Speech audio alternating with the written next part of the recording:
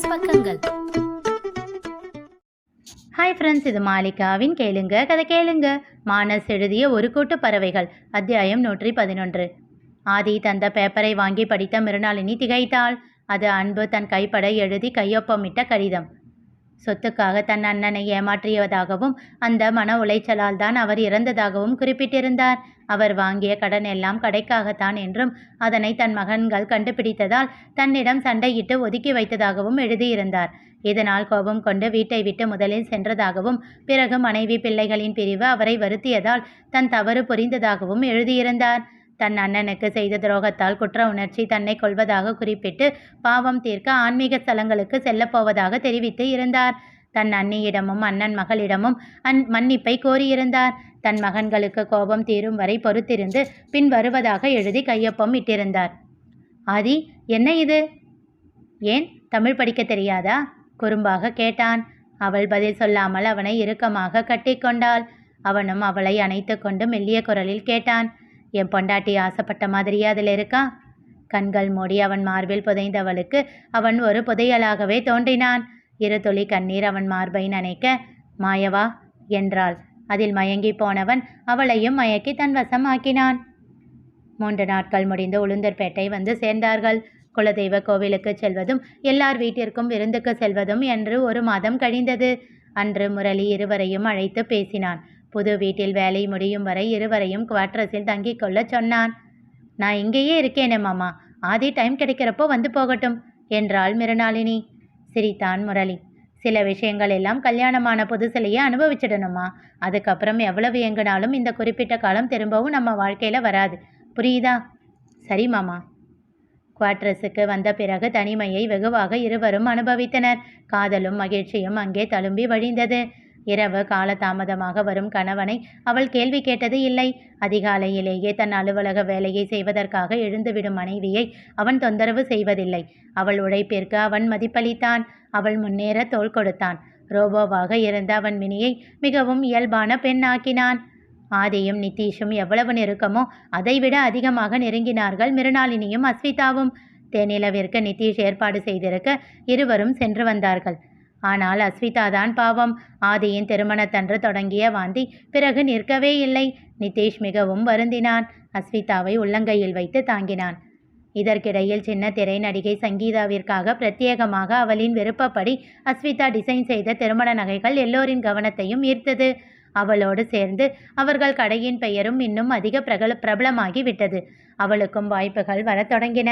அஸ்விதாவின் உடல்நிலையை கருத்தில் கொண்டு அளவோடு ஆர்டர்களை ஏற்கும்படி சொல்லிவிட்டான் மாதேஷ். உணவு உடலில் சேராமல் பாதி உடலாக ஆரம்பித்திருந்தாள் அஸ்விதா. அவங்க வீட்டுக்கு அனுப்பலாண்டா. அவங்க எல்லாரையும் பார்த்துக்கிட்டு இருந்தா கொஞ்சம் சந்தோஷமா இருப்பா. அவங்களும் அவளை நல்லா பார்த்துக்குவாங்க, யோசிக்காதடா. நந்தினி கூறியதை கேட்டு அஸ்வியிடம் வந்து நின்றான் நிதீஷ். சுவி, உங்க வீட்டுக்கு போறியா? உனக்கு இது ஓகேவா? தன் கணவனின் முகத்தை ஆராய்ந்தவாறே கேட்டாள். நீ சொல்லு, உனக்கு ஓகேன்னா நான் போறேன். அவள் கன்னம் பற்றி முத்தங்கள் வைத்தான். அவனுக்கு வருத்தம்தான் என்றாலும் அவள் உடல்நிலையை கருத்தில் கொண்டு அவனும் சம்மதித்தான். நந்தினி சத்யாவிடம் அதை பற்றி பேசினாள். இன்னும் 10-15 நாளில் வீட்டு வேலை முடிஞ்சிடும் போல. கிரகப்பிரவேசத்துக்கு தேதி பார்க்க போகிறோம். அன்னைக்கே பாப்பாவுக்கு வளைகாப்பு முடிச்சுட்டு இங்கேயே தங்க வச்சுக்கிறோம். நான் வீட்டில் கலந்து பேசிட்டு சொல்கிறேன். சரி அண்ணி. வீட்டில் சத்யா இதை பற்றி சொல்ல எல்லோருக்கும் அது நல்ல யோசனையாகவே தோன்றியது. ஹோட்டல் திறப்பு விழா அன்று மித்ராவிற்கு வளைகாப்பு செய்ததை போல் இப்பொழுது வீட்டு கிரக பிரவேசத்தில் அஸ்விதாவிற்கு வளைகாப்பு என்று எல்லோரும் சொல்லி சிரித்தனர். நம்ம வீட்டு அடுத்த தலைமுறையோட முதல் குழந்தை இல்லை? எல்லோரும் பெருமையாக பேசிக்கொண்டிருக்கும் போதே மாதேஷ் வேணுவை அழைத்தான். என்ன விஷயம் மச்சான்? அது எங்கள் வீட்டில் தான் வளைகாப்பு பண்ணணுமாமே. அம்மா இப்போதான் சொன்னாங்க. தயங்கியபடி கோரினான் மாதேஷ். அவனுக்கு தெரியும், அதற்குள் இந்த விஷயத்திற்காக அந்த வீட்டில் அனைவரும் அடித்தளம் போட்டு சுவர் எழுப்பி கோட்டையையே கட்ட ஆரம்பித்திருப்பார்கள் என்று. இப்போது அந்த கனவை கலைக்கப் போவதில் வருத்தம் கொண்டான்.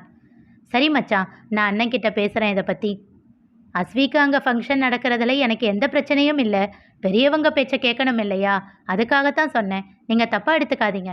ஐயோ மச்சான், அதெல்லாம் ஒரு விஷயமா? உங்களை நாங்கள் யாரும் தப்பாகவே நினைக்க மாட்டோம், விடுங்க. அழைப்பை துண்டித்து விட்டு பெருமூச்செறிந்தான் மாதேஷ். அவனை கண்ட நந்தினி சிரித்தாள்.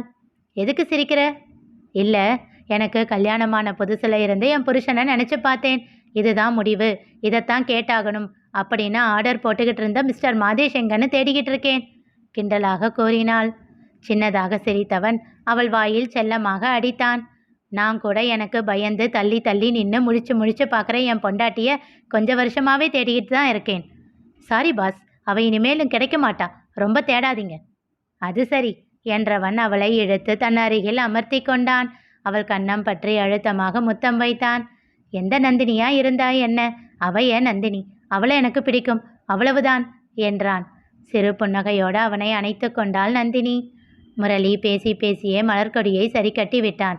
வளைகாப்பு செலவு முழுவதும் தாங்கள்தான் செய்வோம் என்ற நிபந்தனையோடு அவர் ஒத்துக்கொண்டார். சந்தோஷமாக அவருக்கு நன்றி தெரிவித்தான் முரளி. நீங்க உண்மையிலேயே வேற லெவல் தெரியுமா என்று பாராட்டினாள் சத்யா. சந்தோஷமாக சிரித்தான் முரளி. அவன் முகத்தில் எதையோ சாதித்து விட்ட திருப்தி அப்பட்டமாக தெரிய அவன் தம்பிகளும் தம்பி மனைவிகளும் மனதிற்குள் மகிழ்ந்து போயினர். இப்போதான் மாமா மிருனா சொன்னது புரியுது. இத்தனை நாள் அவருக்கு ரெஸ்ட் கொடுக்குறோம்னு சொல்லி கஷ்டப்படுத்திக்கிட்டு இருந்திருக்கோம் போல வருத்தமாக கூறினாள் பிரியா. அண்ணி, அவரே தானே எல்லாத்துல இருந்தும் ஒதுங்க போறேன்னு சொல்லிக்கிட்டு இருந்தாரு, நாமளா அப்படி சொன்னோம் என்றான் கிரி. இல்லடா, அவர் முதல்ல அப்படிதான் இருக்கணும்னு நினச்சிருக்காரு. ஆனால் ஒரு கட்டத்துக்கு மேலே அவரால் அப்படி இருக்க முடியலன்னு நினைக்கிறேன். அதை நம்ம கிட்ட சொல்ல முடியாமல் மறைச்சு வச்சிருந்திருக்காரு. அதுதான் அவ்வளவு ஸ்ட்ரெஸ் ஆகியிருக்கு என்றான் வேணு வருத்தத்தோடு. எல்லாம் இந்த வீட்டு மகாலட்சுமி வந்த நேரம்.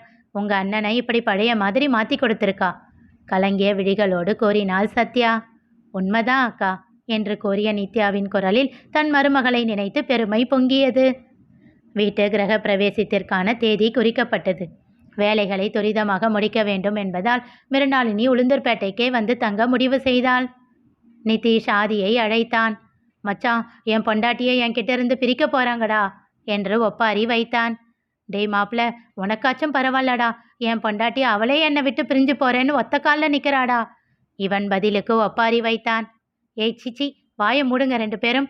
நல்ல விஷயமெல்லாம் நடக்க போற நேரத்தில் ஒப்பாரி வச்சுக்கிட்டு இருவரையும் அதட்டி விட்டு சென்றாள் மிருணாளினி. உனக்காச்சும் பரவாயில்ல மாப்பிள்ள, நினச்சா வந்து பொண்டாட்டியை பார்த்துட்டு போகலாம்.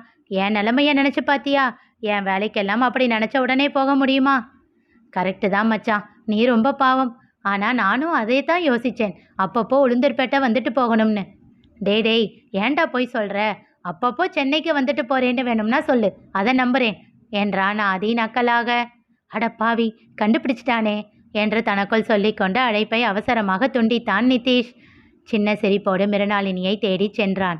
இரவு சமையல் செய்து கொண்டிருந்தவளை பின்னே இருந்து இறுக்கமாக அணைத்தான். அவன் இதழுக்கு எட்டிய இடங்களில் எல்லாம் குட்டி குட்டியாக முத்தம் வைத்தான். ஆதி, டிஸ்டர்ப் ஆகுது, அப்போ அதை ஆஃப் பண்ணு என்றவன் உடனே அவனே அடுப்பை அணைத்து விட்டு அவளை கைகளில் ஏந்தி கொண்டான். சமைக்கணும் ஆதி. அவன் கண்டுகொள்ளாமல் அவளை அறைக்குள் தூக்கிச் சென்றான். எண்ணற்ற முத்தங்களை அவன் வாரி வழங்க, ஆதி என் மேலே கோபமா என்றாள் மெல்லிய குரலில். மெல்ல அவள் கன்னத்தில் தன் கன்னத்தை அழுத்தி கேட்டான். நான் கோபப்படுவேன்னு நினைக்கிறியா? அவள் அவனை காற்றும் புகாத அளவிற்கு இறுக்கமாக அணைத்து கொண்டாள். என்கிட்ட ஏதாச்சும் சொல்லணுமா மினி? சீக்கிரமாக வீட்டு வேலை முடிக்கணும்னு நினைக்கிறதுக்கு காரணம் இருக்கு ஆதி. அஸ்வி டெலிவரி, அப்புறம் குழந்தைய வீட்டுக்கு அனுப்ப 3 or 5 months ஆயிடும். அது வரைக்கும் அண்ணன் அடிக்கடி வந்துட்டும் போய்கிட்டும் இருப்பார். எப்பவும் போல் அவங்களுக்கு ரூமை கொடுத்துட்டு அத்தையும் மாமாவும் வெளியே தான் படுப்பாங்க. இப்போ எல்லாம் அத்தைக்கு அடிக்கடி கால் மூட்டில் வலி வருது. அவங்க டீச்சிங் ப்ரொஃபஷனில் நின்று பாடம் சொல்லி கொடுத்து வலி வர ஆரம்பிச்சிருக்கும்னு நினைக்கிறேன். அவங்களுக்கு தரையில் படுக்க கஷ்டமாக இருக்கும்னு தோணுது. அதனால தான். மெல்லிய குரலில் அவள் கூற அவன் முத்தங்களின் எண்ணிக்கையும் அழுத்தமும் கூடி போனது. அதில் திணறினாலும் அவன் காதலில் உருகித்தான் போனாள் மிருணாளினி. மறுநாள் மதியம் காரில் வந்து அழைத்துச் செல்வதாக அபி சொல்லியிருக்க நாயகி அவளை காண வந்திருந்தார். அவளுக்கு தேவையானதையெல்லாம் எடுத்து வைத்து அவர் உதவி செய்து கொண்டிருக்க அழைப்பு மணி ஒலித்தது. சென்று யார் என்று பார்க்க தமயந்தி, தருண், வருண் நின்றிருந்தனர். வாங்க வாங்க, வரேன்னு சொல்லவே இல்லை. சந்தோஷமாக வரவேற்றாள் மிருணாளினி. அம்மா, இங்க பாரு யாரு வந்திருக்காங்கன்னு என்று கத்தினாள். வாடி, என்ன திடீர்னு? வாங்கடா என்றவாறே வந்தார் நாயகி. அவரிடம் வீட்டு சாவியை நீட்டினான் வருண். நாயகி என்ன முடிவு செய்தார் தெரிந்து கொள்ள தொடர்ந்து கேளுங்க. கதை கேளுங்க. மீண்டும் சந்திப்போம்.